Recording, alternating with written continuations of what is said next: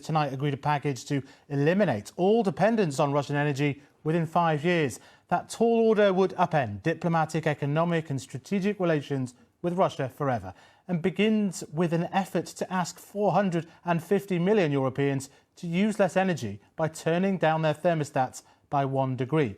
With energy prices causing a £40 billion hit to household finances here, the UK government is also putting together a separate long-term energy plan, but has not endorsed the approach on asking people to turn down the temperature at home. Will this new Cold War with Russia not require a little less heat and use of energy close to home? Here's our economics editor, Ben Chu. Can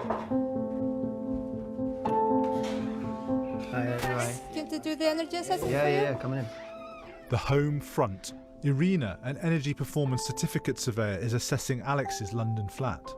If you turn it down, it will still be enough for you. Some say adjust your home heating system to help defeat Vladimir Putin. Can this really be serious? Energy analysts say such measures can make a material difference to national gas demand, and done sensibly won't make people colder. 1 degree change in the thermostat saves about 10% of our heating bill, 10% of our carbon emissions, reduces gas use by 10%. So that, there are meaningful gains to be got by relatively small actions. So I would be very careful about and avoid giving advice that everybody should turn down their thermostat. We know there are already far too many people living in cold homes, many of them vulnerable, and they should not be turning down their thermostat. It's the rest of us who should be doing that. Less than 5% of our natural gas comes directly from Russia, but slashing domestic demand will help to ease global energy price pressures and free up supplies for Europe, which gets almost half of its gas from Russia. And domestic energy conservation is a major part of the EU Commission's plan, unveiled this week, to reduce the bloc's dependence on Russian natural gas imports by 2/3 by the end of the year, equivalent to some 100 billion cubic metres. As this shows, half of the hoped-for savings are due to importing more liquid natural gas from countries other than Russia. There's savings from a faster rollout of electric heat pumps and renewables. But a seventh, around 14%, is envisaged coming from energy savings, including getting people to turn their thermostats down by 1 degree. But the UK government will not apparently be following suit, despite estimates that we too could reduce demand significantly by turning thermostats down and reducing the flow temperature on gas boilers.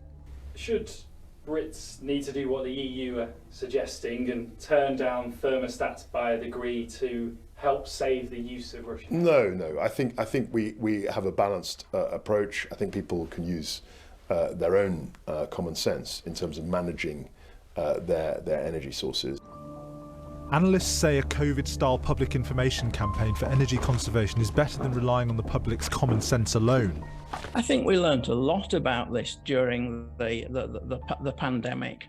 The reason that people changed their behaviour was that they believed it was important and that they could see that other people were doing it as well.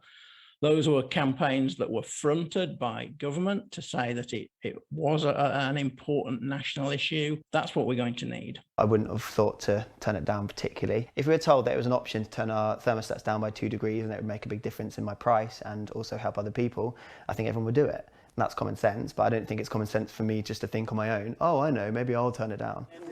The Prime Minister this week promised an energy independence plan in the coming days.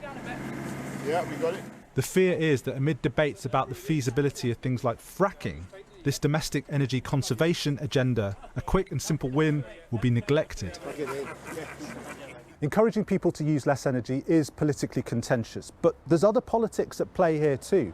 The Chancellor, Rishi Sunak, is under increasing pressure to spend more public money to help shield households from this energy crunch. So could a big public energy conservation drive be a way for him to avoid those outlays, or at least minimise them? So keep bills down, save public money and fight Putin. What's not to like? The objective: achieving national energy security in a deeply interconnected but increasingly threatening world. The question for ministers: should they try to encourage people to do their bit on the home front of this economic conflict? Ben Chu there on turning down